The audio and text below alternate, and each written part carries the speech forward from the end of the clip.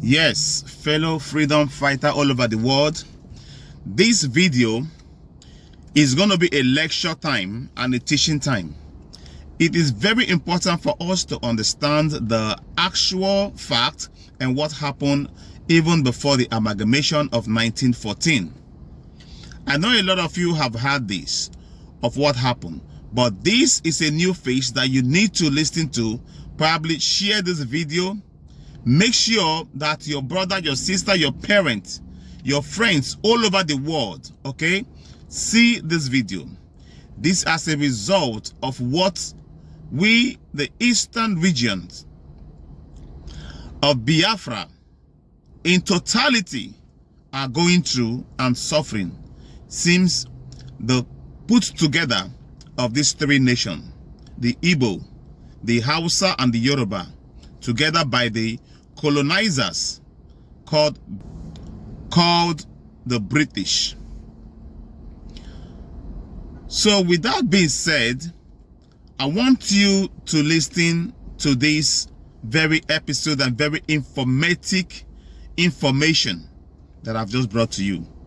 Remember that before 1914, the Igbos, the Hausas, and the Yorubas, they do common trade together.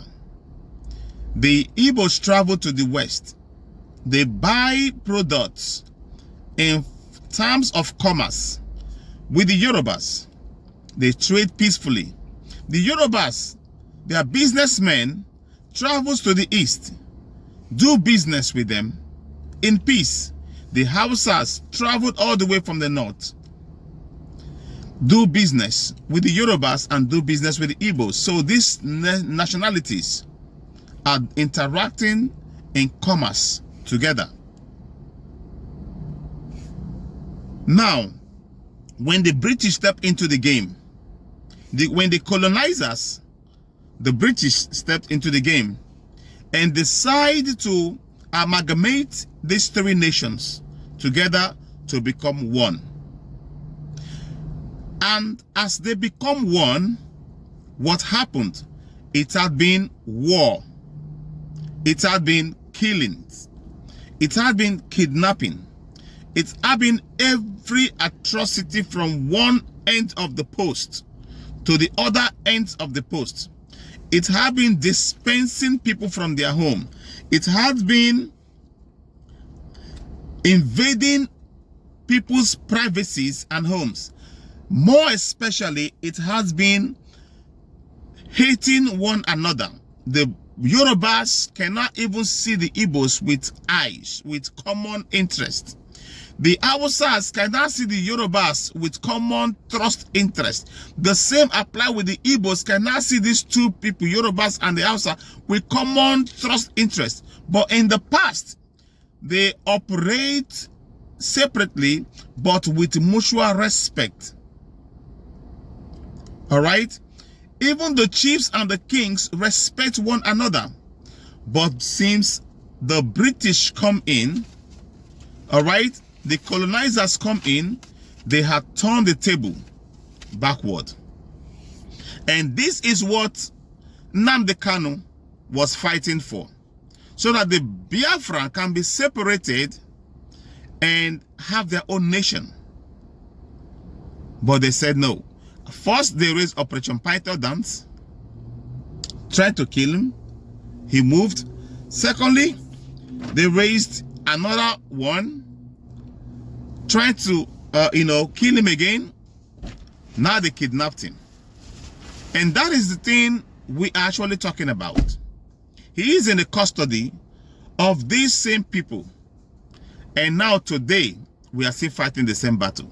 Simon Ekpa has picked up where Nnamdi Kanu left it up with a different pattern, with a different ball game. A very confusing state for the Nigerian state because they don't even understand the pattern at which Simon Ekpa is using to deal with them. Now they are all crying and trying to reform from one party, one way or the other, to also kidnap him, which they cannot be able to because his own game plan is totally different. All right. The Oduduwas are doing their own through different means. And I do believe that Arawas are doing their own too. All right? But in a now sense, what I'm saying here is this, okay? Let Biafra go. Let Biafra have their own nation. Let Biafra be recognized. All right? Even as it was fought in the Civil War in 1960. 7. Let the Biafran have their nation. Other nations have their Eritrea separated like that from Ethiopia, Bangladesh, Pakistanians. They all separated from the Indians. All of them. Hong Kong came out from China. So there are a lot of nations. All right. So what I'm saying is this, right? Let us do all we can to make sure Biafra stands. And in Biafra, I stand. Thank you.